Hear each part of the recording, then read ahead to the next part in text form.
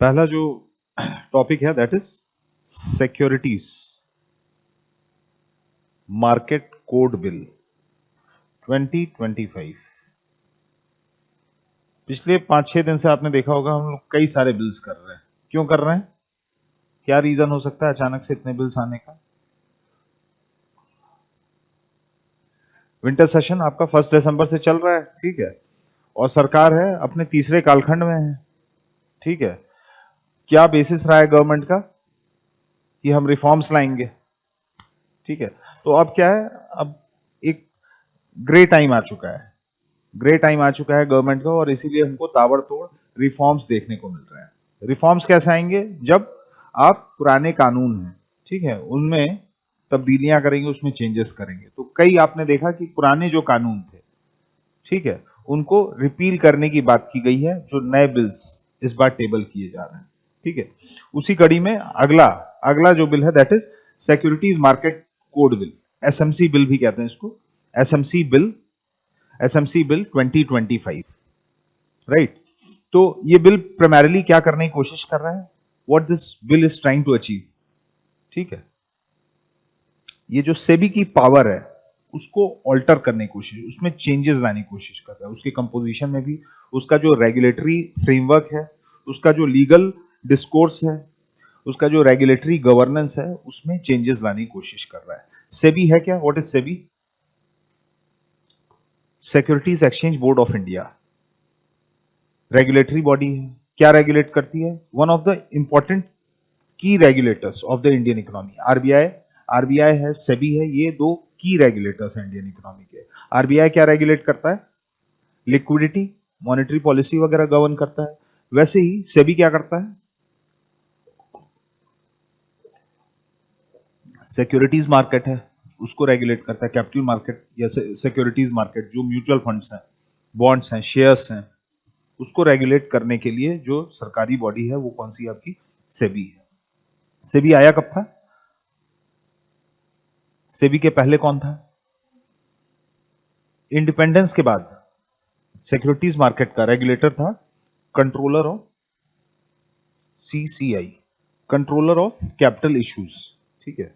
ये दूसरा सीसीआई दिखा रहा है, बट प्रायर टू सेबी हमारे पास क्या था? Prior to SEBI we had controller of capital issues, ठीक है। ये कब तक गवर्न किया? इंडिपेंडेंस से लेके 1992 तक, ठीक है। Controller of capital issues used to govern the securities market in India, ठीक है। 1988 में सेबी बनता है, 1988 में सेबी बनता है, और 1992 में हमको क्या देखने को मिलता है? हमको ये देखने को मिलता है, मतलब 1992 आते आते हमको ये देखने को मिलता है कि आपका फाइनेंशियल मार्केट में या कैपिटल मार्केट में कई सारी एबनॉर्मेलिटीज रहती हैं, कई सारी डिस्क्रिमिनेंसीज रहती हैं, ठीक है। मिसमैनेजमेंट ऑफ फंड्स, करप्शन, ये सारी चीजें बढ़ती जाती हैं। हर्षद मेहता स्कैम हमको देखने को मिलता है 1992 में, एक सीरीज भी है स्कैम, देखा होगा आपने, ठीक है। तो हर्षद मेहता स्कैम होता है 1992 में, और रियलाइज किया जाता है कि अब कंट्रोलर ऑफ कैपिटल इश्यूज से काम नहीं चल रहा है, जो सेबी एक नई बॉडी बना दी गई है, इसको और ज्यादा पावर दी जाए, इसको स्टैट्यूटरी पावर दी जाए। तो सेबी एक्ट संसद है वो पारित करती है, पास करती है, सेबी एक्ट 1992। तो 1988 में सेबी बन रहा है, और इसको स्टैट्यूटरी स्टेटस कब मिल जा रहा है? 1992 में मिल जा रहा है। और ये क्या कर रहा है? ये सीसीआई को रिप्लेस कर दे रहा है, कंट्रोलर ऑफ कैपिटल इश्यूज है उसको आपका सप्लांट कर दे रहा है, उसको रिप्लेस कर दे रहा है। उसके बाद हमको क्या देखने को मिल रहा है कि सेबी जो है तब से 92 से लेके अभी तक हमको ये देखने को मिल रहा है कि SEBI is a regulator of securities market in India, और समय समय पे इसकी पावर बढ़ाई गई है, ठीक है। अभी क्या है, 1991 में हमने एलपीजी रिफॉर्म्स लिए। एलपीजी रिफॉर्म्स के बाद से हमने क्या देखा? हमने ये देखा कि इंडियन इकोनॉमी का जो गेट है वो ओपन कर दिया गया है बाहर के प्लेयर्स के लिए, बाहर की कंट्रीज के लिए। अब बाहर के इन्वेस्टर्स हैं, यहाँ पैसा डाल रहे हैं, ट्रेड भी बढ़ा है, और जो इन्वेस्टमेंट्स है टू एंड फ्रो, मतलब इंडिया में जो इन्वेस्टमेंट आ रही है, इंडिया से बाहर जो इन्वेस्टमेंट जा रही है, दोनों चीजें बढ़ी हैं। तो नए एफआईआईज आ रहे हैं, नए एफपीआईज आ रहे हैं, एफडीआईज भी आ रहे हैं, ठीक है। तो foreign investment over the period of time बढ़ती जा रही है, और हम क्या चाह रहे हैं? हम ये चाह रहे हैं कि ये एफपीआई का जो इनफ्लो है वो और बढ़ता जाए, ठीक है। हम और ज्यादा म्यूचुअल फंड, और ज्यादा पेंशन फंड, ठीक है, हेज फंड इंडिया में अट्रैक्ट करें, ऑल्टरनेट इन्वेस्टमेंट फंड्स हैं उसके माध्यम से भी भारत में पैसा है। हम ये चाहते हैं कि हमारा जो सिक्योरिटीज मार्केट है वो और ज्यादा आगे बढ़े और ज्यादा एक्सपेंड करता रहे। ठीक है, क्यों? क्योंकि हम डेवलपिंग कंट्री हैं, हमको डेवलपिंग से डेवलप्ड होना है, इसके लिए हमको फंड्स चाहिए। एज डेवलपिंग कंट्री हमारे पास लैक है, हमारे पास कमी है किन चीजों की? टेक्नोलॉजी की, फंड्स की। तो हमको क्या चाहिए? हमको बाहर के फंड्स भी चाहिए, बाहर की टेक्नोलॉजी भी चाहिए। तो फंड्स के लिहाज से अगर हमको फंड्स को, इंटरनेशनल फंड्स को, पेंशन फंड्स को, हेज फंड्स को, ठीक है, म्यूचुअल फंड्स को इंडिया में अट्रैक्ट करना है, तो हमको क्या करना पड़ेगा? जो हमारी सिक्योरिटी मार्केट वाली जो पैराडाइम है उसको इफेक्टिवली रेगुलेट करना पड़ेगा, रेगुलेशन अच्छा हो। अगर फॉरेन इन्वेस्टर्स को ये दिखने लगेगा या ये लगने लगेगा कि इंडिया का जो फाइनेंशियल मार्केट है या सिक्योरिटीज का कैपिटल मार्केट है वो अच्छे से रेगुलेट नहीं होता, यहाँ पे नॉर्म्स फॉलो नहीं किए जाते हैं, या जो लॉज हैं या जो नॉर्म्स हैं वो उतने प्रभावी नहीं है, तो वो कभी इन्वेस्ट करेंगे इंडिया में? वो इन्वेस्ट नहीं करेंगे। ठीक है, तो अब समय ये आ गया था कि हम सभी में और तब्दीलियां करें और चेंजेस करें। डिस्क्रिपेंसीज हमने हटाई 1992 में सेबी एक्ट लाके, सेबी को और ज्यादा टीथ दी, और ज्यादा हमने पावर दी है over the period of time, और पावर देते गए। लेकिन बावजूद इसके हमको कुछ ना कुछ frauds, mismanagement of funds, discrepancies अभी भी देखने को मिल रहे थे। कि मतलब ये देखने को मिल रहा था कि जिस तरीके से सिक्योरिटीज मार्केट एक्सपेंड किया है उस तरीके से रेगुलेटरी ओवरसाइट जो है सभी की वो एनहांस नहीं हुई है। अभी 2 साल पहले हिंडनबर्ग वाला एपिसोड हुआ जिसपे अडानी ग्रुप पे एलिगेशन लगे, तो उसमें एक एलिगेशन माधवीपुरी बुच पे भी लगे थे। माधवीपुरी बुच कौन थी? उस समय जो सेबी की चेयरपर्सन थी, ठीक है, उनके ऊपर भी एक एलिगेशन हिंडनबर्ग रिसर्च ग्रुप ने डाला था कि माधवीपुरी बुच, मतलब जो सेबी चेयरपर्सन है, और उनके हस्बैंड ऑफशोर एंटिटीज में पैसे रखे हुए हैं जो कि अडानी की फर्म्स में इन्वेस्ट करती है। तो इससे मतलब ये एलिगेशन था, बस ये एलिगेशन। इसको बाद में कॉन्टेस्ट भी किया गया, लेकिन इससे एक चीज साफ हुई कि भाई हमको डिस्क्लोजर नॉर्म्स जो हैं, अपने डिस्क्लोजर जो नॉर्म्स हैं, जो मेंबर्स हैं, जो चेयरपर्सन है सेबी के, उनको और ज्यादा मुखर होकर सामने रखने होंगे, जिससे पब्लिक ट्रस्ट बना रहे, जिससे कंफ्लिक्ट ऑफ इंटरेस्ट है वो ना पैदा हो। ठीक है, तो उसी कड़ी में भारत सरकार निर्मला सीतारमन फाइनेंस मिनिस्टर ने सिक्योरिटीज मार्केट कोड बिल 2025 वो टेबल किया है इस बार के विंटर सेशन में, जो कि 1 दिसंबर से आपका शुरू हुई है। ठीक है, आइडिया क्या है? What's the idea behind bringing in this law या ब्रिंगिंग इन दिस बिल? कि सेबी को और ज्यादा टीथ दिया जाए, और ज्यादा रेगुलेटरी मसल दिया जाए। ठीक है, रेगुलेशन और प्रभावी किया जाए। पुराने जो लॉज हैं उनको रिपील किया जाए, उनको कंसोलिडेट किया जाए, मल्टीप्लिसिटी ऑफ लॉ ना रहे। जो तमाम लॉज बने हुए हैं, कई सारे लॉज बने हुए हैं, उनको एकीकृत करके एक सिंगल लॉ में यूनिफाई किया जाए। ठीक है, क्योंकि गवर्नमेंट का क्या प्रयास है, इस सरकार का? मैक्सिमम गवर्नेंस मिनिमम गवर्नमेंट, या मिनिमम गवर्नमेंट मैक्सिमम गवर्नेंस, कि गवर्नमेंट जो है वो लीन रहे लेकिन गवर्नेंस बहुत प्रभावी रहे। कॉलोनियल एरा लॉज हैं या पुराने आउटडेटेड लॉज हैं, उनको कंसोलिडेट करके क्या किया जाए, एक यूनिफाइड लॉ में तब्दील किया जाए। ठीक है, तो सेबी क्या करने, ये जो आपका एसएमसी बिल है, ये क्या करने की कोशिश कर रहा है? ये यही सारी चीजें करने की कोशिश कर रहा है। रेगुलेटरी ओवरसाइट मजबूत करने की कोशिश कर रहा है, किसकी? सेबी की। दूसरा क्या है? पुराने जो आउटडेटेड लॉज हैं, कॉलोनियल एरा लॉज तो नहीं है लेकिन आउटडेटेड लॉज जो हैं उनको कंसोलिडेट करने की कोशिश कर रहा है। क्योंकि देखिए, जितने ज्यादा कानून रहेंगे, जितने ज्यादा लॉज रहेंगे, उतना ज्यादा परेशानी रहेगी आम आदमी को, या जो स्टेक होल्डर्स हैं, प्राइवेट एंटिटीज हैं या हम आप हैं, उनको उतनी ज्यादा परेशानी। क्यों? क्योंकि फिर कानूनी पेच में फंसाना आसान हो जाता है। ठीक है, कोर्ट केसेस ज्यादा चलने लगते हैं।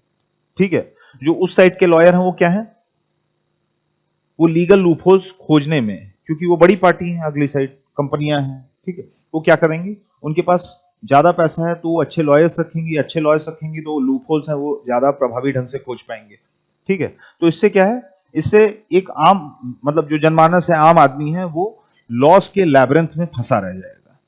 ठीक है, तो आइडिया, मैक्सिमम गवर्नेंस का आइडिया क्या है कि लॉज जितना लीन हो सके उतना हो। तो ये बिल जो है क्या करने की कोशिश कर रहा है, ये पुराने 3 जो कानून हैं उनको रिप्लेस करने की कोशिश कर रहा है और एक सिंगल एक्ट में कंसोलिडेट करने की कोशिश कर रहा है। 3 कानून कौन से हैं? It's trying to replace 3 earlier laws. Earlier laws पहला है आपका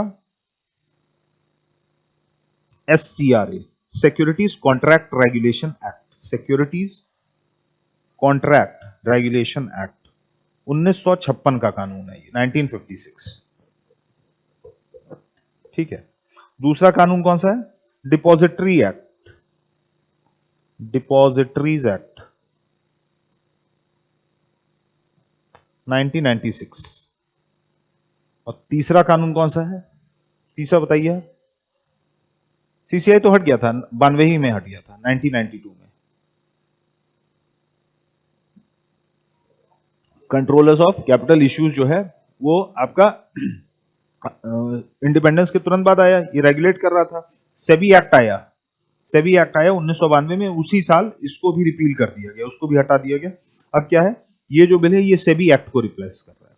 तो तीसरा जो कानून है दैट इज सेबी एक्ट 1992। ठीक है। अब एसएमसी बिल की बात जो है वो काफी पुरानी है, मतलब एकदम नया कॉन्सेप्ट नहीं है, नया आइडिया नहीं है। इसकी बात ऑलरेडी फाइनेंस मिनिस्टर जो है यूनियन बजट 2021-22 में कर चुकी थी, 21-22 में कर चुकी थी। ठीक है क्या ये एक तरीके का मॉडर्न रेगुलेटरी फ्रेमवर्क है। जो नया बिल है एक तरीके का नया स्वरूप है, किसका? सेबी एक्ट का, पुराने सेबी एक्ट का। It's a modern regulatory framework. क्यों?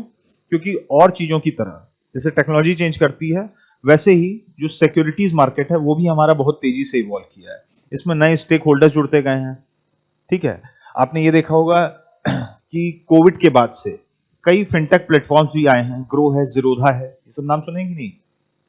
ग्रो है, जीरोधा है, ठीक है, इंड मनी है, इस टाइप के फिनटेक फर्म्स भी हैं जो अब क्या कर रहे हैं, जो आम जनमानस का पैसा है वो मैनेज कर रहे हैं और कहां लगा रहे हैं? कैपिटल मार्केट में। मतलब एक तरीके का प्लेटफॉर्म है, ये न्यूट्रल प्लेटफॉर्म है। इन प्लेटफॉर्म पे रजिस्टर करके, केवाईसी करके आप क्या कर सकते हैं? शेयर मार्केट में चीजें खरीद सकते हैं, बेच सकते हैं, म्यूचुअल फंड्स खरीद सकते हैं, और जो तमाम सिक्योरिटीज मार्केट के इंस्ट्रूमेंट्स हैं वो खरीद बेच सकते हैं। तो नए नए प्लेयर्स, नए नए स्टेक होल्डर्स हैं वो भी ऐड हो रहे हैं। तो बहुत स्वाभाविक सी बात है कि आपको अपना जो रेगुलेशन है या रेगुलेटरी फ्रेमवर्क है उसको भी क्या करना पड़ेगा, उसको भी अपस्केल करते रहना होगा। ठीक है। तो ये है क्या basically? It's trying to provide a modern regulatory framework, modern regulatory framework, जिसका ऑब्जेक्टिव क्या है?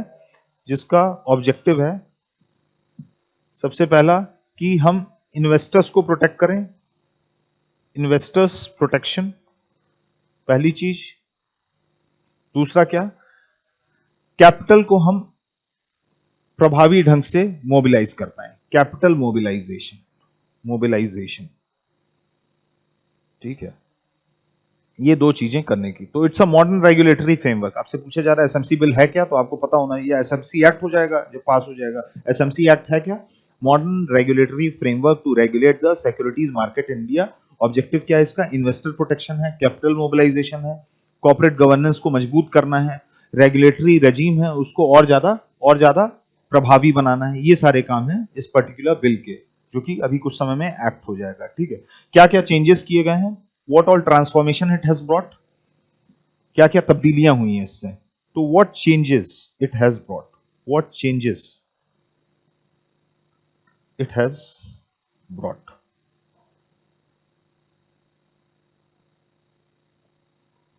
बताइए।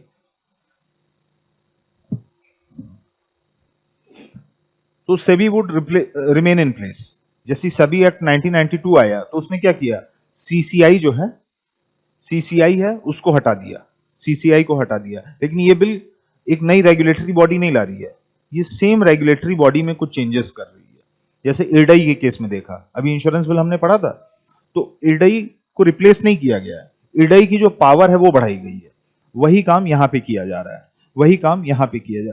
चेंजेस लाने की आवश्यकता क्यों थी? मान लीजिए क्वेश्चन आ गया, why the need was felt to bring in SMC bill, तो क्या होगा आंसर? वही जो अभी तक हमने पढ़ा है।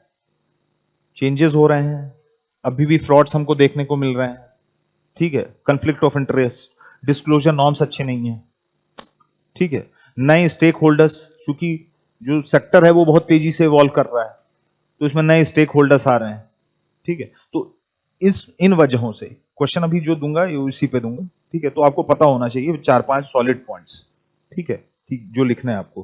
तो what changes it has brought, पहले क्या था, पहले सेबी का जो बोर्ड था उसमें सिर्फ 9 मेंबर्स होते थे, 9 मेंबर्स होते थे। अब चूंकि रेगुलेटरी ओवरसाइट हमको बढ़ानी है, नए सेक्टर्स आ रहे हैं, नए स्टेक होल्डर्स आ रहे हैं, ठीक है, तो हमको क्या करना पड़ेगा, मेंबर्स बढ़ाने पड़ेंगे, घटाने पड़ेंगे, बढ़ाने पड़ेंगे। तो 9 से पहला मेजर चेंज जो किया गया है इस बिल के माध्यम से वो ये किया गया है, नंबर ऑफ मेंबर्स हैं वो बढ़ा दिए गए, 9 से कितने कर दिए गए हैं, अब 15 मेंबर होंगे, 15 मेंबर इंक्लूडिंग द चेयरमैन, मतलब 14 मेंबर और एक चेयरपर्सन, एक चेयरपर्सन। दूसरी चीज क्या है, जो मेंबरशिप का जो कंपोजिशन है उसमें एक चेयरपर्सन रहेगा, ठीक है। दूसरा क्या है, 2 नॉमिनी रहेंगे आपके सेंट्रल गवर्नमेंट से, मतलब सेंट्रल गवर्नमेंट से 2 मेंबर्स रहेंगे, सेंट्रल गवर्नमेंट से 2 मेंबर रहेंगे, और एक मेंबर जो रहेगा वो आरबीआई से रहेगा, एक मेंबर, ये मैंडेटरी कर दिया गया है, ये एक्स ऑफिशियो मेंबर्स हैं, 2 लोग सेंट्रल गवर्नमेंट से, एक आरबीआई से और एक चेयरपर्सन तो रहेंगे ही रहेंगे। इसके अलावा 11 और मेंबर्स रहेंगे, इसके अलावा 11 और मेंबर्स रहेंगे, ठीक है, 11 और मेंबर्स रहेंगे, जिसमें 5 जो है वो फुल टाइम मेंबर रहेंगे, 5 फुल टाइम मेंबर रहेंगे। पहले सिर्फ 3 फुल टाइम मेंबर्स हुआ करते थे, अब क्या है, अब 5 फुल टाइम मेंबर्स रहा करेंगे, पहले 3 रहा करते थे, ठीक है, अब 5 रहेंगे। 2 टाइप के मेंबर्स होते हैं, एक फुल टाइम मेंबर्स होते हैं और एक पार्ट टाइम मेंबर्स होते हैं। पार्ट टाइम मेंबर्स कौन हो गए, जो अलग अलग कंपनियों में, मान लीजिए कोई आईएएस ऑफिसर है जो फाइनेंस मिनिस्ट्री में या सेबी में पहले काम कर चुके हैं, जिनको एक ओवरसाइट पता है कैसे वर्क करती है सेबी, या फाइनेंशियल मार्केट है उसमें उनकी रुचि है और किसी पद पे रह चुके हैं, या मान लीजिए कोई प्राइवेट सेक्टर फर्म है, आईसीआईसीआई बैंक है, उसके कोई बोर्ड मेंबर हो गए, या कोई आईएम के प्रोफेसर हो गए, इस टाइप के लोग आपके अमूमन हमको क्या देखने को मिलते हैं, पार्ट टाइम मेंबर्स भी देखने को मिलता है, ठीक है। तो पहले 3 फुल टाइम मेंबर्स थे, अब इसको बढ़ा के 5 कर दिया गया है, ठीक है। 11 मेंबर्स किनके अलावा, एक चेयरमैन, 2 सेंट्रल गवर्नमेंट से जो आ रहे हैं और एक आरबीआई, ये तो फिक्स रहेंगे, इसके अलावा 11 मेंबर्स रहेंगे, 11 मेंबर्स में से 5 मेंबर्स जो रहेंगे वो आपके फुल टाइम मेंबर रहेंगे। दूसरा जो चेंज किया गया है, दूसरा चेंज ये किया गया है कि it has decriminalized minor procedural violation, it has decriminalized minor procedural violation. तो decriminalization of minor procedural violation, पहले क्या था, मान लीजिए किसी सेबी मेंबर से थोड़ी मोड़ी चूक हो जाती थी, ठीक है, कुछ प्रोसीजरल वायलेशन हो जा रहा था, जाने अनजाने गाहे बगाए अगर हो जाता था तो क्रिमिनल लॉज अट्रैक्ट कर लेता था, ये एक्शन जो था वो क्रिमिनल लॉ अट्रैक्ट कर लेता था। तो इससे क्या होता था, जो मेंबर्स हैं वो स्वतंत्र होके कोई एक्शन लेने में डरते थे कि कहीं गलती हो गई, ठीक है, तो पेनल्टी बहुत ज्यादा हो जाती थी, पेनल्टी बहुत ज्यादा होती, क्यों, क्योंकि क्रिमिनल लॉज हैं वो अट्रैक्ट कर रहा है वायलेशन। लेकिन अभी क्या किया गया, इसको डीक्रिमिनलाइज कर दिया गया है, अब जो पेनल्टी लगेगी वो सिविल पेनल्टी लगेगी, ठीक है। क्यों किया गया है ये इसलिए किया गया है कि ईज ऑफ डूइंग बिजनेस है वो बढ़ाया जा सके, कंप्लायंस बर्डन है वो आपके कम किए जा सके, जो मेंबर्स हैं वो स्वतंत्र होके डिसीजंस ले पाए बिना डरे, ठीक है। तो दूसरा जो मेजर चेंज हमको देखने को मिला है that is decriminalisation of minor procedural violation. इससे होगा क्या, ईज ऑफ डूइंग बिजनेस बढ़ेगा, ठीक है, डिसीजन मेकिंग जो है वो और ज्यादा प्रभावी हो पाएगी और इफेक्टिव डिसीजन मेकिंग हो पाएगी। दूसरी चीज है इफेक्टिव डिसीजन मेकिंग। तीसरा क्या, it would reduce the compliance burden, जो कंप्लायंस बर्डन है वो आपका कम होना शुरू होगा। तीसरी चीज जो की गई है दैट वाज वही माधवी पुरी बुच वाले एपिसोड से हमको क्या देखने को मिलता है, हिंडनबर्ग जो एक रिसर्च इंस्टीट्यूट है उसने एलिगेशन लगाए थे कि जो सेबी चेयरपर्सन है वो अपने हस्बैंड के साथ मिलके ऑफशोर एंटिटीज में पैसा रखी हैं, जो कि इन टर्न अडानी ग्रुप में इन्वेस्ट करती है, हालांकि कंटेस्ट किया गया, ये एलिगेशन था बस, मतलब ये प्रूव नहीं हो पाया, ये प्रूव नहीं हो पाया, लेकिन एलिगेशन लगाए गए थे। लेकिन सभी में हमको क्या चाहिए, पारदर्शिता चाहिए, ट्रांसपेरेंसी चाहिए, कि पब्लिक का ट्रस्ट है वो क्या रहे, वो बना रहे। ठीक है, तो डिस्क्लोजर नॉर्म्स, जो डिस्क्लोजर नॉर्म्स हैं उसको भी थोड़ा सा स्ट्रिक्ट कर दिया गया है। तो अगला है डिस्क्लोजर नॉर्म्स फॉर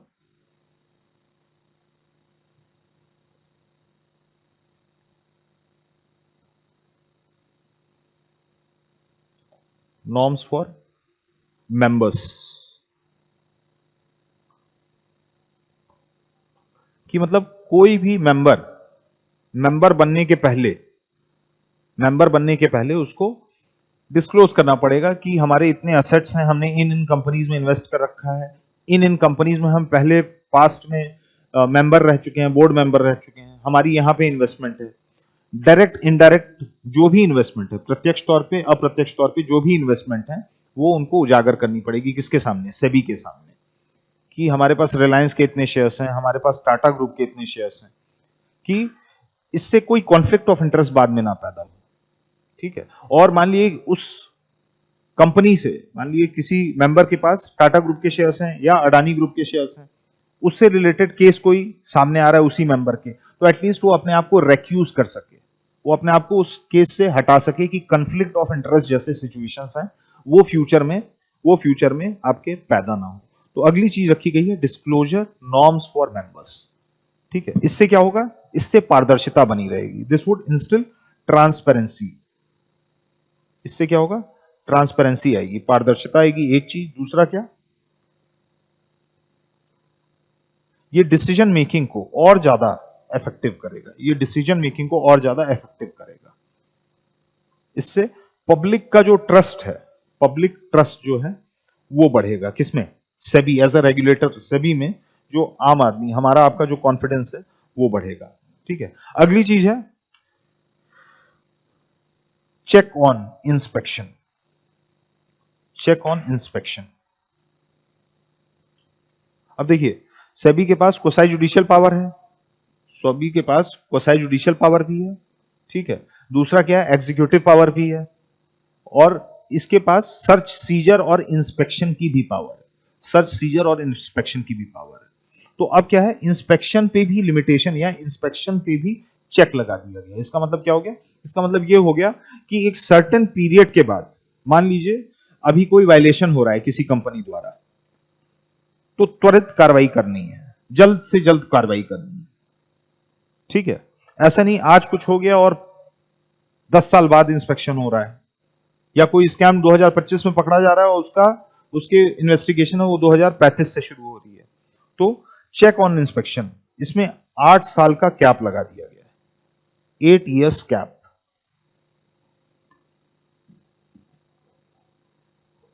मतलब आज किसी कंपनी में वायलेशन हो रहा है तो 8 साल तक बस इंस्पेक्शन कर सकती है, 90 साल से नहीं कर सकती है, 90 साल से नहीं, कि मतलब सभी द्वारा किसी कंपनी का हरासमेंट ना हो, एक चीज। दूसरा इससे फायदा क्या होगा, दूसरा ये फायदा होगा कि सभी पर एक प्रेशर रहेगा कि हमको जल्द से जल्द कार्रवाई करनी है। 8 साल आपको ज्यादा लग रहा है, लेकिन ये कॉर्पोरेट गवर्नेंस के केसेस जो होते हैं, इस टाइप के स्कैम्स होते हैं, बहुत बड़े स्कैम, 3-4 साल तो लग जाता है खाली, मतलब पूरा स्कैम अनफोल्ड होने में, कि कहां कहां पैसा लगा, कहां से पैसा आया।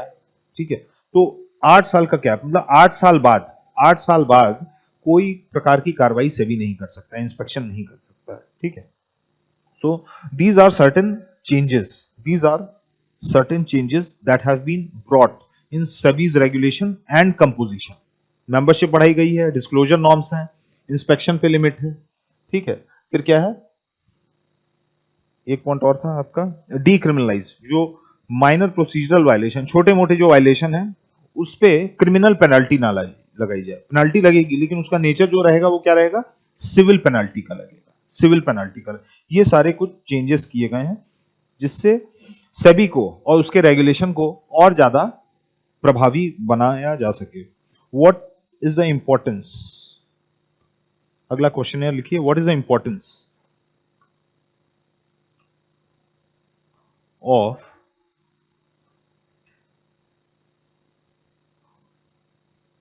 the new bill, new SMC bill? इससे होगा क्या, बेसिकली वही आपको बताना है, क्या मेरिट्स हैं, ठीक है, what's the importance of this new bill, क्या क्या चीजें इससे होंगी जो पहले नहीं हो रही थी या पहले हो रही थी, अब वो ऑगमेंटेड तरीके से होंगी और प्रभावी ढंग से होंगी। सबसे पहला कि रेगुलेटरी गवर्नेंस जो है वो मजबूत होगा, रेगुलेटरी गवर्नेंस है वो और ज्यादा प्रभावी और ज्यादा इफेक्टिव हो पाएगा, क्योंकि जो सेक्टर है वो और तेजी से ग्रो कर रहा था, रेगुलेशन उतनी तेजी से ग्रो नहीं कर रही थी, ठीक है। एआई आ चुका है, फिनटेक फर्म आ चुके हैं, अब देखिए अब नए नए एप्स आ रहे हैं जो आर्टिफिशियल इंटेलिजेंस का इस्तेमाल करके, मशीन लर्निंग का इस्तेमाल करके आपको बताते हैं कि आप इन शेयर्स में इन्वेस्ट करिए।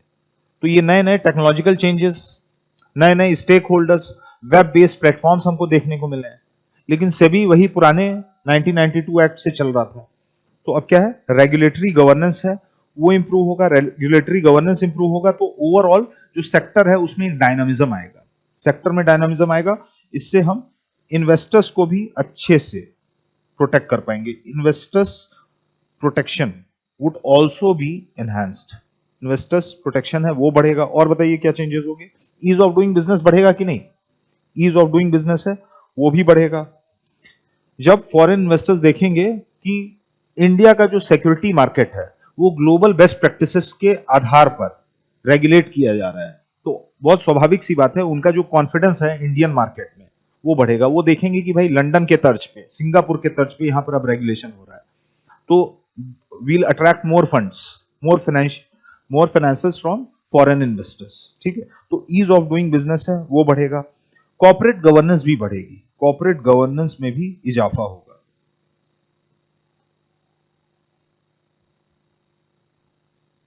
और कोई पॉइंट याद आ रहा है, ऊपर से रिकलेक्ट करिए। सबसे पहले हमने क्या बात की थी जिसकी वजह से ईओडीबी भी बढ़ रहा है, ईज ऑफ डूइंग बिजनेस, हाँ, कंसोलिडेशन ऑफ लॉ, अगली चीज ये है कंसोलिडेशन ऑफ लॉ हो रहा है, consolidation of law.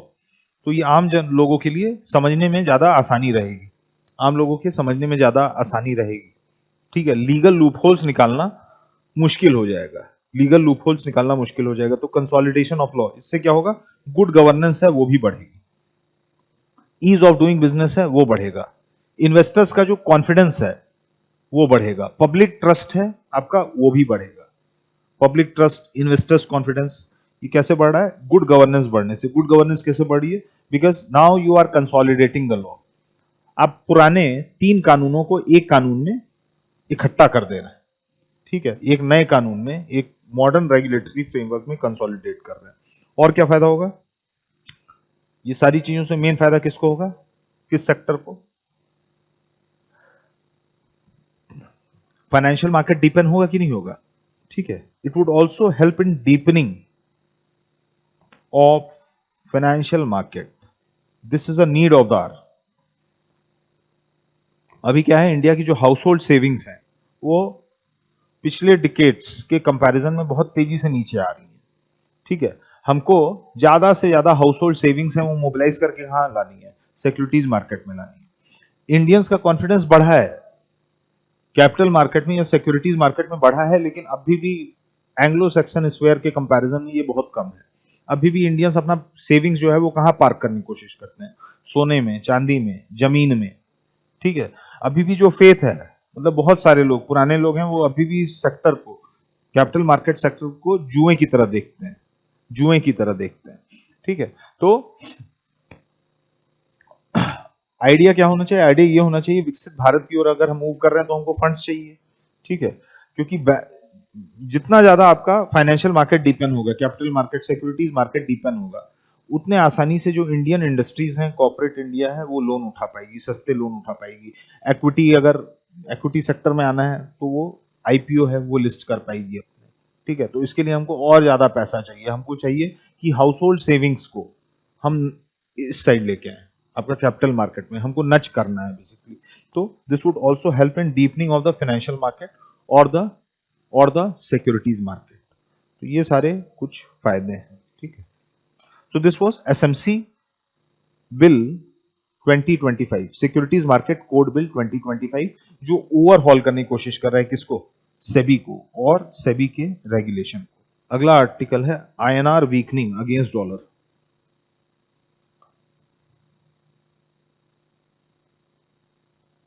Against US dollar, GS paper 3 economy.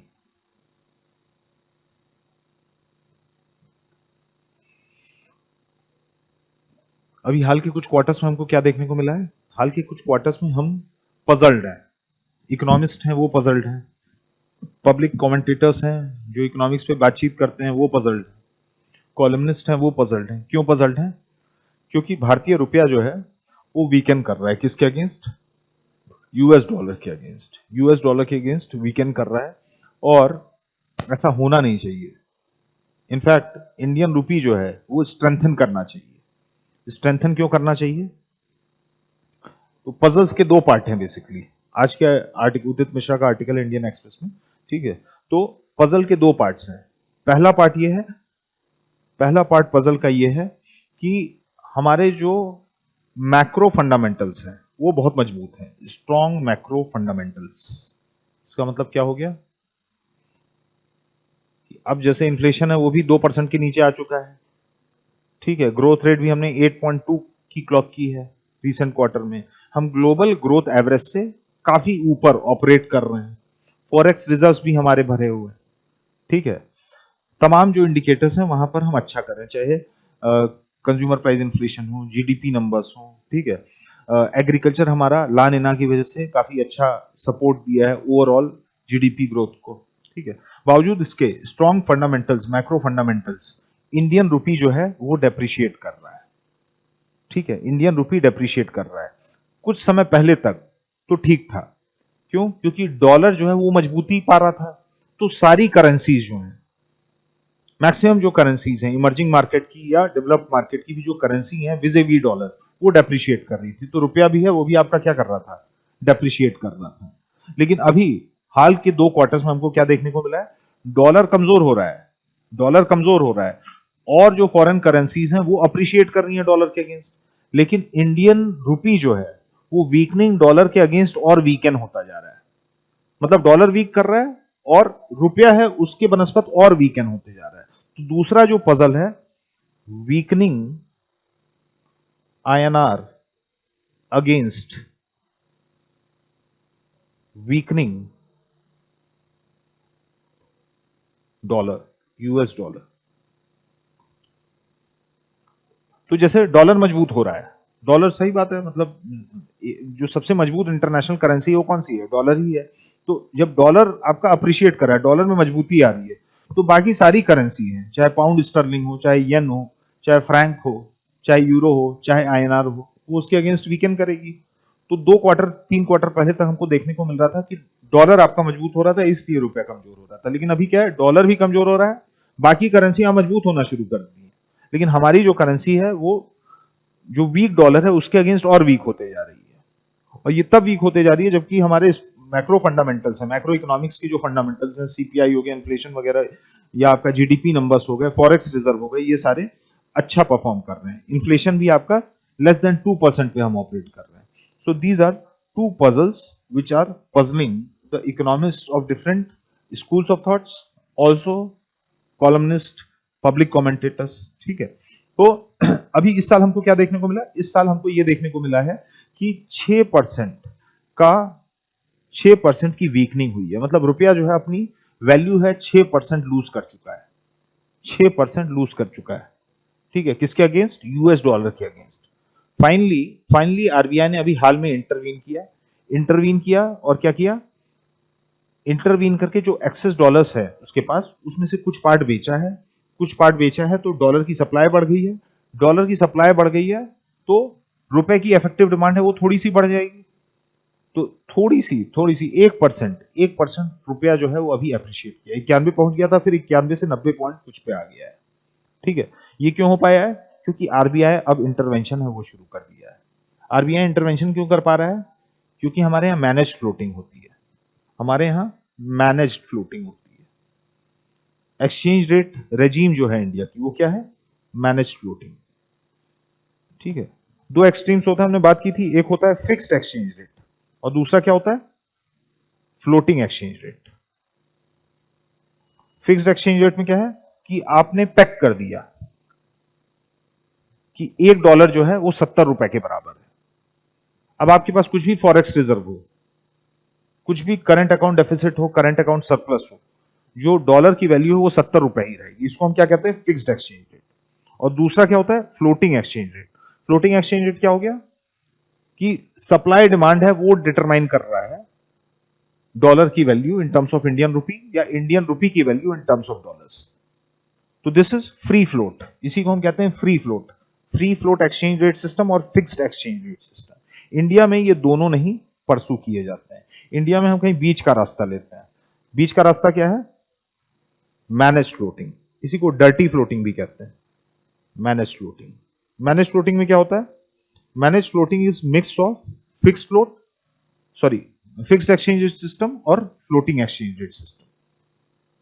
कि इसके तहत आरबीआई तय कर लेता है कि एक बैंड में हमको ऑपरेट करना है।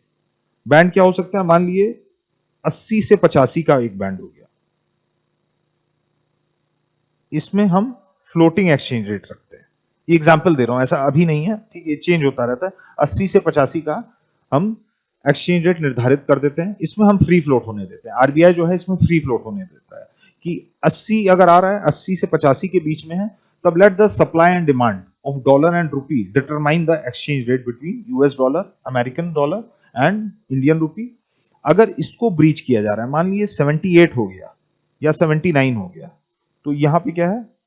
यहां पे एक अलर्ट आ जाएगा आरबीआई के पास, क्योंकि रुपए का बहुत ज्यादा स्ट्रेंथन होना, अप्रिशिएट होना या स्ट्रेंथन होना, ये भी खतरनाक बात है, खराब बात है। किसके लिए? क्योंकि अब जो हमारे एक्सपोर्ट्स हैं वो महंगे हो जाएंगे विदेश में, ठीक है। और 85 से मान लीजिए 87 हो गया, ये भी प्रॉब्लमेटिक है। तो ये वाला जो जोन है, ये वाला जो जोन है और ये वाला जो जोन है, यहां पर हम क्या करते हैं? यहां पर हम मैनेज करना शुरू, आरबीआई जो है वो इंटरवीन करना शुरू कर देता है। यहां एप्रिसिएशन हो रही है बहुत तेज, तो वो क्या करेगा? वो डॉलर खरीदना शुरू कर देगा ओपन मार्केट से। आरबीआई जो है डॉलर खरीदना शुरू कर देगा। आरबीआई जब डॉलर खरीदना शुरू कर देगा तो बल्क में खरीदेगा, तो डॉलर का डेफिसिट होने लगेगा मार्केट में, तो रुपया है वो अपने आप कमजोर पड़ना शुरू हो जाएगा और वापस से हमारे जो एक्सपोर्ट्स हैं वो ट्रैक पे आ जाएंगे। और दूसरा एक्सट्रीम क्या है? ये वाला जोन। ये वाला जोन क्या है? यहां पर रुपया बहुत तेजी से गिर रहा है, यहां पर रुपी जो है वो बहुत तेजी से डेप्रिशिएट कर रहा है। तो अब क्या है? अब बाहर से इन्फ्लेशन आने लगेगा, क्योंकि अब इंपोर्ट्स हैं वो बहुत ज्यादा महंगे होने लगेंगे, तो ये भी आपका प्रॉब्लमेटिक है। तो इंपोर्ट लेड इन्फ्लेशन, जो सीपीआई हम कंट्रोल करने की कोशिश कर रहे हैं, वो डोमेस्टिक फैक्टर से नहीं, लेकिन इंपोर्ट्स की वजह से, बाहर की गाड़ियां हैं, आईफोन है, ये सारी चीजें जो है, प्रोटीन के डिब्बे हैं, ठीक है, बाहर से जो भी चीजें हम लाते हैं वो सारी चीजें यहां महंगी होने लगेंगी, तो बाहर से इन्फ्लेशन जो है वो देश में आने लगेगा। तो यहां पर आरबीआई क्या करेगी? आरबीआई यहां डॉलर जो है वो बेचना शुरू कर देगी कि रुपया जो है वो मजबूती पाने लगे, ठीक है। So this is a idea behind manage floating जो इंडिया प्रैक्टिस करता है। तो प्रीलिम्स में क्वेश्चन आ सकता है कि इंडिया या RBI exercises free float system in exchange rate, तो आपको पता होना चाहिए कि ये गलत स्टेटमेंट, हमारे यहां मैनेज फ्लोटिंग है या डर्टी फ्लोटिंग, ठीक है। तो अभी हमको क्या देखने को मिला है? अभी हमको ये देखने को मिला है कि चूंकि 90 वाला जो मार्क है, साइकोलॉजिकल मार्क है, वो हम पार कर गए, ठीक है। तो आरबीआई इंटरवीन, कई लोग ये कह रहे थे अब आरबीआई को इंटरवीन करना चाहिए, तो आरबीआई फाइनली इंटरवीन किया है और आरबीआई ने अपने फॉरेक्स रिजर्व से जो डॉलर्स हैं वो ओपन मार्केट में बेचना शुरू कर दिया। बेचना शुरू कर दिया तो डॉलर पे डाउनवर्ड प्रेशर पड़ा, रुपी पे अपवर्ड प्रेशर पड़ा, तो 1% का करेक्शन, तो 6% जो वैल्यू लूज की थी इंडियन रुपी ने, अब उसमें 1% का हमको एप्रिसिएशन, अब 90 पॉइंट समथिंग हो गया, दोबारा से 90 पॉइंट समथिंग हो गया है, ठीक है।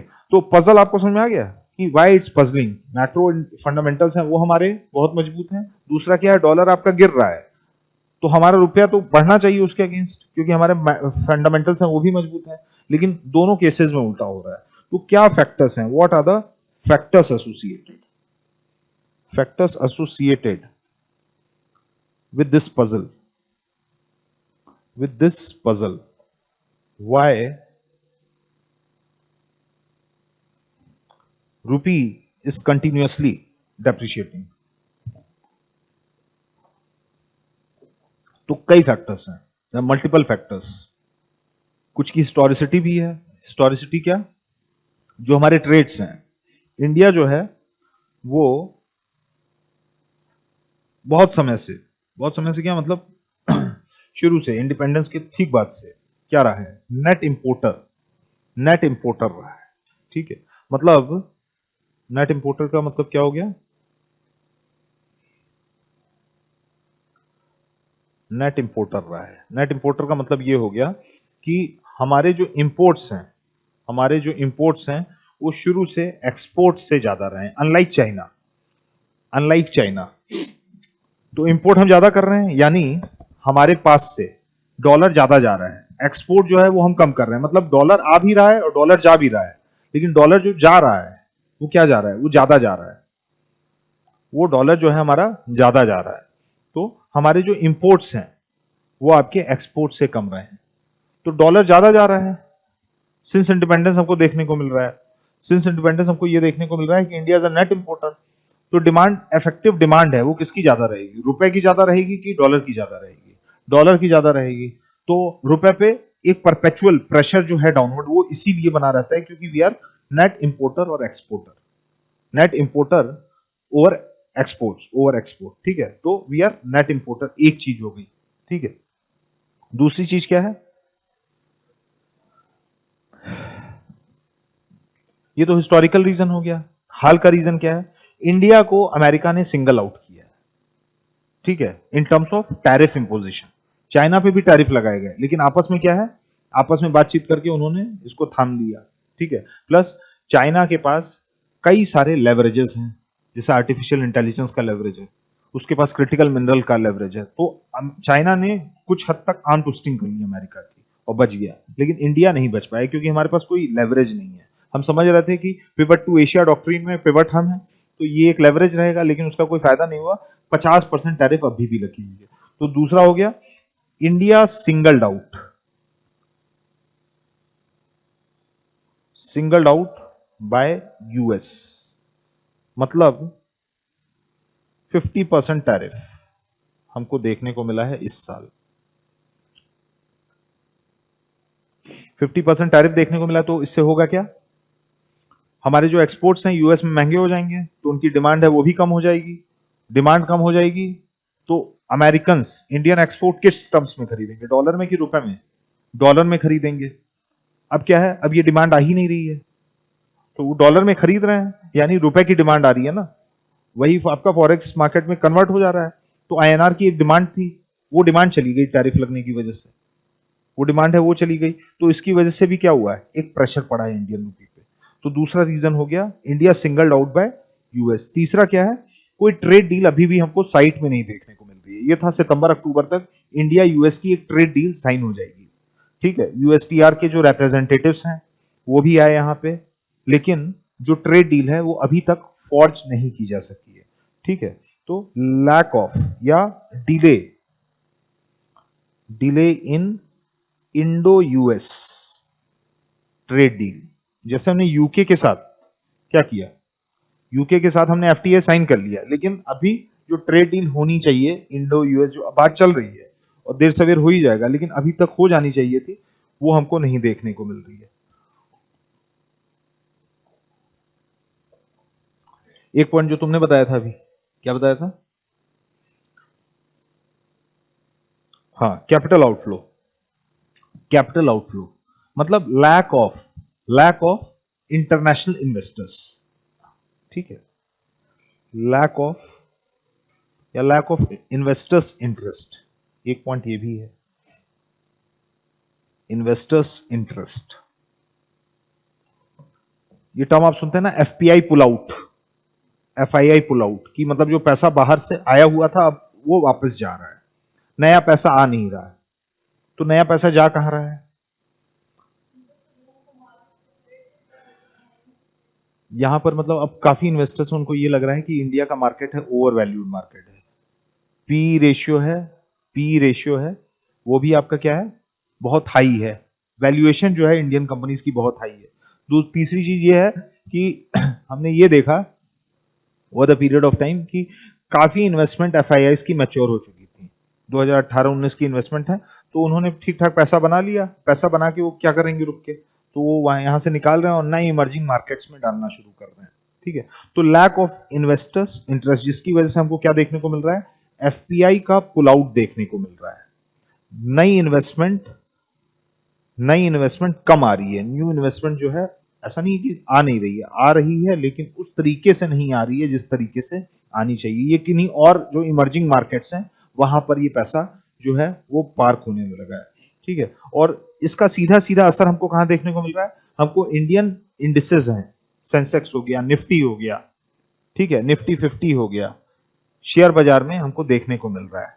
ठीक है, कि सेंसेक्स है या और जो इंडिसेस हैं वो 8% पे ग्रो किए हैं, वो 8% पे ग्रो किए हैं। लेकिन बैंक ऑफ बड़ौदा की अभी एक स्टडी है, उसने ये बताया है कि इंडियन इंडिसेस 8% पे ग्रो कर रहे हैं, लेकिन और जो इंडिसेस हैं वो बहुत तेजी से ग्रो किए हैं। उनके फंडामेंटल्स उतने अच्छे नहीं है रिसेंट क्वार्टर्स में, लेकिन जैसे यूएस के इंडिसेस हैं वो कितने पे ग्रो किए हैं, 17 से 23%। जैसे हमारे यहाँ निफ्टी है, सेंसेक्स है, वहां नेस्डेक है, ठीक है, एसएनपी का इंडेक्स है, तो वो 17 से 23% पे ग्रो किए हैं यूएस के इंडिसेस जो है। हमारा बस 8% पे ग्रो किया है। चाइना के जो इंसिडेंस इंडिसेस हैं वो कितने पे ग्रो किए हैं, वो आपका 16 से 27% पे ग्रो किए हैं। ठीक है, जापान है जो कि ऑलरेडी एक सैचुरेटेड इकोनॉमी है, जो पिछले 20 साल से नियर जीरो ग्रोथ देख रही है, 0.4% पे, मतलब 99-2000 में जैसी थी जापानीज इकोनॉमी वैसी इकोनॉमी आज भी है, क्योंकि एजिंग पॉपुलेशन है। ठीक है, बाहर से वो लोगों को, जैसे यूएस में क्या है, चाइनीज आए, इंडियंस आए, साउथ अमेरिकन, लैटिन्स हैं, वो बहुत आते हैं। जापान है, आप कोई नहीं सुनेंगे कि जापान कोई गया वहां घर बनवा लिया 2 जनरेशन से रह रहा है, क्योंकि वो माइग्रेंट्स को बस काम करने के लिए बुलाते हैं और बहुत कम बुलाते हैं, फिर वापस भेज देते हैं। ठीक है, बावजूद इसके जापान का जो कैपिटल मार्केट है वो भी आपका 22 से 27% ग्रो किया है, 22 से 27% ग्रो किया है। यूरो जोन जो है आपका, यूरो मार्केट है यूरोप का, वो भी आपका सैचुरेटेड मार्केट है, बावजूद उसके वहां का जो कैपिटल मार्केट है, वहां के जो इंडिसेस हैं वो 16% से ग्रो किए हैं, 16% से। अब ये सारे आपके क्या है, चाइना को छोड़ के ये सारे डेवलप्ड रीजन है। ठीक है, इनसे ज्यादा हमारे इंडिसेस ग्रो करने चाहिए थे, लेकिन हमारा 8% पे ग्रो कर रहा है, इनका 17-23%, 22%, 27%, यूरो 16% पे। हांगकांग जो है, हांगकांग का जो मार्केट है वो 27% पे ग्रो किया है। और साउथ कोरिया का जो मार्केट है, साउथ कोरिया का जो मार्केट है वो 72% पे ग्रो किया है, 72% पे ग्रो किया है। तो ये क्यों ग्रो किया है, इसलिए ग्रो किया है, ऐसा नहीं है यहाँ पे इकोनॉमिक एक्टिविटी बहुत तेज होने लगी है। इकोनॉमिक एक्टिविटी ऑलरेडी, ये क्या है, ये डेवलप्ड इकोनॉमीज हैं, चाइना को छोड़ के सब डेवलप्ड इकोनॉमीज हैं, ये 0, 1%, 2% ऐसे ग्रो करती हैं। इसका मतलब यह है कि यहाँ के इंडिसेस इतना ग्रो कर रहे हैं, मतलब इनका सेंसेक्स इक्विवेलेंट, निफ्टी इक्विवेलेंट जो भी इंडिसेस हैं वो इतना ग्रो कर रहे हैं। इसका रीजन ये है कि इंडिया में जो एफआईआई एफपीआई आना चाहिए, या इंडिया से एफआईआई एफपीआई जो निकला है वो जाके इन मार्केट्स में पार्क हो रहा है, वो जाके इन मार्केट्स में पार्क होना शुरू। ठीक है, ये किसकी स्टडी है, ये बैंक ऑफ बड़ौदा की एक स्टडी। ठीक है, तो इंटरनेशनल इन्वेस्टर्स हैं, कनाडा का पेंशन फंड हो गया, म्यूचुअल फंड्स हो गए, ज्यूरिक का मान लीजिए कोई हेज फंड मैनेजर है जो इंडियन मार्केट में पैसा डालता है, हांगकांग सिंगापुर के मार्केट में पैसा डालता है, अब उसका इंडियन मार्केट पे जो कॉन्फिडेंस है वो कम हो रहा है, वो कम हो रहा है। उनको ऐसा लग रहा है कि कई रीजन हो सकते हैं, मान लिया आप लंदन में बैठे एक इन्वेस्टमेंट बैंकर हैं, आप स्वतंत्र हैं, आप कहीं पे भी पैसा डाल सकते हैं। आप पैसा कहां डालेंगे, आप पैसा वहां डालेंगे जहां पे आपको रिटर्न ज्यादा मिले और रिस्क कम हो। ये दो चीजें होती है ना, रिस्क भी आप फैक्टर इन करते हैं, आप रिस्क भी वो भी फैक्टर इन करते हैं while making decisions pertaining to investment. ठीक है, तो उनको ऐसा लग रहा है कि इंडियन मार्केट है ऑलरेडी ओवर वैल्यूड है, यहाँ प्राइस टू बुक वैल्यू या प्राइस टू इक्विटी जो है वो बहुत ज्यादा है, यहाँ रिस्क अब ज्यादा है, कॉर्पोरेट्स हैं यहाँ के प्रॉफिट उतना नहीं बना सकते हैं सन 27-28 आने वाले 3-4 साल में, तो वो क्या करेगा, वो पैसा यहाँ से उठा के और जो इमर्जिंग मार्केट्स हैं या डेवलप्ड मार्केट्स हैं, ठीक है, अभी जियोपॉलिटिकल अनसर्टेनिटी भी है, तो कोशिश क्या करेंगे, अगले 4-5 साल उनकी कोशिश ये रहेगी कि भले रिटर्न्स कम हो लेकिन एटलीस्ट हमारा कैपिटल है वो डूबे ना, इसीलिए वो सेटल्ड जो मार्केट है, जो रोबस्ट मार्केट है, मजबूत मार्केट है, वहां पर अपना पैसा पार्क करना शुरू कर दिए हैं। तो ये कुछ फैक्टर्स हैं, क्या क्या, एक तो हो गया lack of investor summit investors interest, India is a net importer, India has been singled out, tariff impose किया गया है। अगली चीज है कच्चा तेल तो हमारे फेवर में है, कच्चा तेल का जो नहीं, कच्चे तेल का दाम है वो कंट्रोल में है, वो स्ट्रॉन्ग फंडामेंटल्स का पार्ट हो गया हमारे ऊपर। जैसे ऑयल एक प्रेशर डालता था, लेकिन अभी पिछले 3 साल से हमको बहुत सस्ता तेल मिल रहा है। इसके कई रीजंस हैं, नए मार्केट्स खुल गए हैं, हमने अपना जो ऑयल इंपोर्ट्स हैं वो डाइवर्सिफाई कर दिए। अब हम पहले बस मिडिल ईस्ट से मंगाते थे, अब रशिया से भी मंगा रहे हैं, अब ईवी गाड़ियां भी आ गई हैं, अब हाइब्रिड गाड़ियां भी आ गई हैं।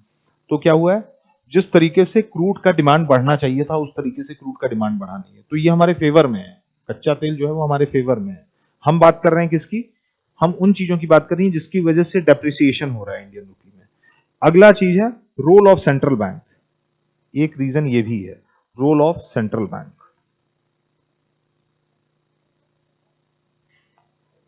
ठीक है, क्योंकि हमारे यहां ऊपर अभी हमने क्या देखा, हमारे यहां कौन सा फ्लोटिंग सिस्टम है, मैनेज फ्लोटिंग है।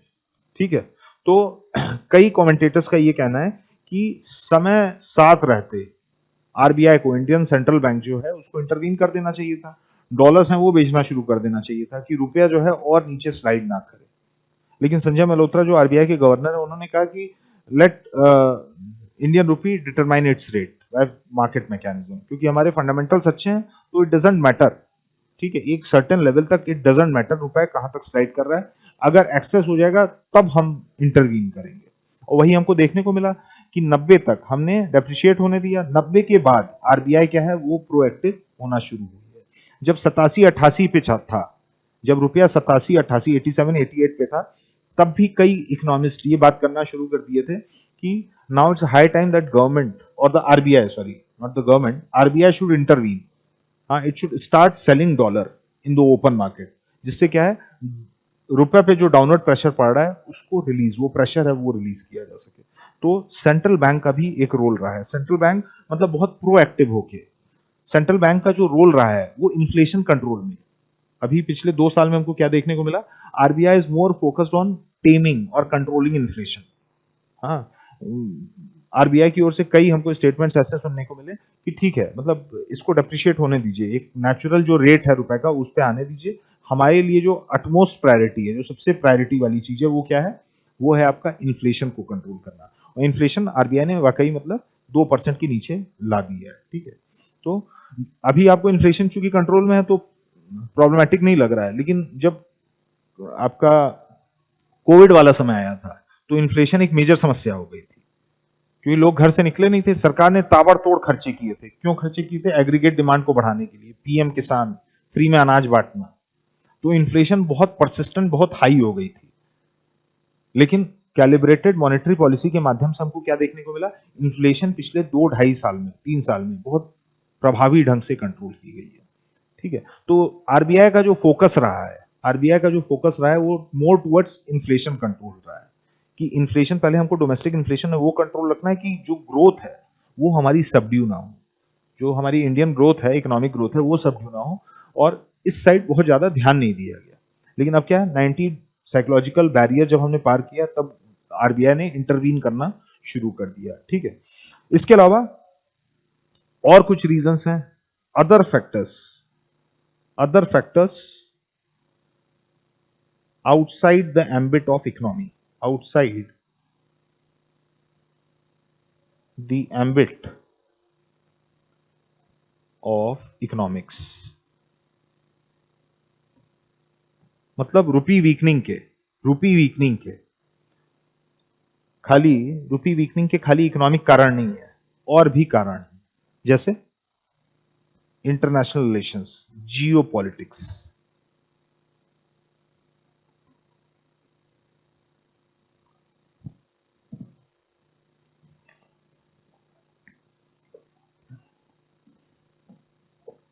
एग्जाम्पल बताइए, जियो पॉलिटिक्स कैसे इंपैक्ट कर रही है।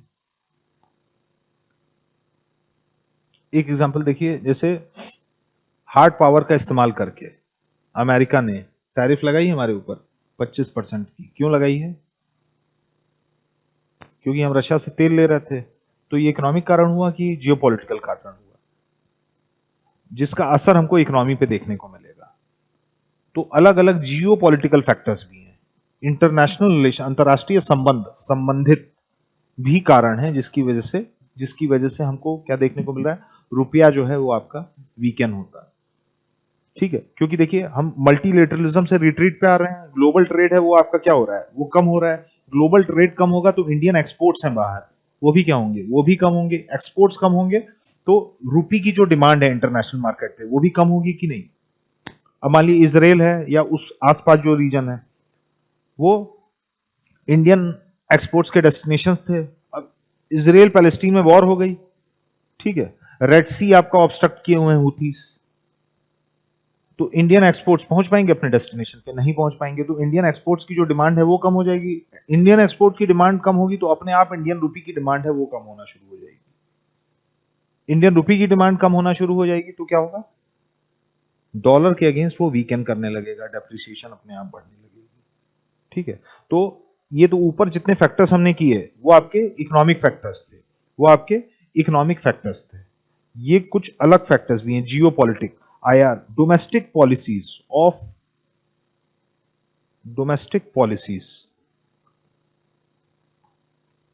ऑफ अदर नेशंस, ये भी एक कारण है। ऑफ अदर नेशंस मतलब जो दूसरे देशों की घरेलू नीतियां हैं वो भी भारत के एक्सपोर्ट पे प्रभाव डालती हैं। जैसे सीबैम लगा देना ईयू द्वारा, वो वहां की डोमेस्टिक पॉलिसी हो गई ना, कि उन्होंने डिसाइड कर दिया कि भाई हम वो सारे देश जहां से स्टील या सीमेंट हम इंपोर्ट करते हैं और वो कार्बन एमिशन ज्यादा करते हैं उसके प्रोडक्शन में, हम उसके ऊपर कुछ लेवी लगाएंगे। तो इंडियन एक्सपोर्ट्स महंगे होंगे कि सस्ते होंगे, महंगे हो जाएंगे क्योंकि लेवी लग रही है। ठीक है, इसके अलावा और क्या कारण है, मान लीजिए मेक इन इंडिया हम चला रहे हैं, ठीक है, इसी टाइप का make in India equivalent scheme कोई दूसरा देश भी चलाने लगे, वो कोशिश ये करे कि हम डोमेस्टिकली मैन्युफैक्चर करें, तो इंडियन एक्सपोर्ट्स की भी डिमांड जो है वो कम होगी कि नहीं होगी वहां पे। ठीक है, तो these are factors other than economic factors which are also significantly impacting the rupee vis-a-vis dollar. ठीक है, तो this was about puzzling weakness of Indian rupee against US dollar. आया ये, इसमें कुछ डाउट्स हो तो बताइए, ये बहुत इंपॉर्टेंट है। ठीक है, इससे क्वेश्चन बनेगा। नए प्रतिभूति बाजार संहिता विधेयक की आवश्यकता क्यों महसूस हुई, इससे क्या क्या बदलाव आएंगे, why the need for new securities market code bill was felt, what are the changes it is going to bring. ठीक है, क्वेश्चंस पढ़िए, बस पॉइंट में सोचिए, 5 पॉइंट क्यों इवॉल्व किया है। ठीक है, इकोनॉमी मतलब जो सेक्टर ऑफ द इकोनॉमी है वो रेगुलेशन से तेजी से इवॉल्व की है, तो हमको रेगुलेटरी ओवरसाइट बढ़ाने की जरूरत थी, एक चीज। दूसरा चीज क्या है, नए एंटिटीज हैं वो जुड़ती गई हैं, नए स्टेक होल्डर्स आते गए हैं, टेक्नोलॉजी का, internet ICT based platforms, AI का इस्तेमाल, मशीन लर्निंग का इस्तेमाल। ठीक है, चौथा क्या, हम और ज्यादा ग्लोबल इन्वेस्टमेंट अट्रैक्ट करने की कोशिश कर रहे हैं, एफपीआई को लाने की, एफडीआई को लाने की कोशिश कर रहे हैं। ये 4-5 कारण हो जाएंगे जो आपको पहले पॉइंट पे लिखने हैं। और what are the changes it's going to bring, ये तो इजी है, वही जो आज हमने डिस्कस किया, 9 से 15 मेंबर। ठीक है, परमानेंट मेंबर की संख्या 3 से बढ़ा के 5 कर देना, इंस्पेक्शन पे लिमिटेशन चेक लगाना, फिर क्या है, डिस्क्लोजर नॉर्म्स, फिर decriminalisation of minor religious, minor procedural violation. ठीक है, ये सारी चीजें आप सेकंड पार्ट में लिख देंगे। ठीक है, so easy question, 10 number 150 marks. ठीक है।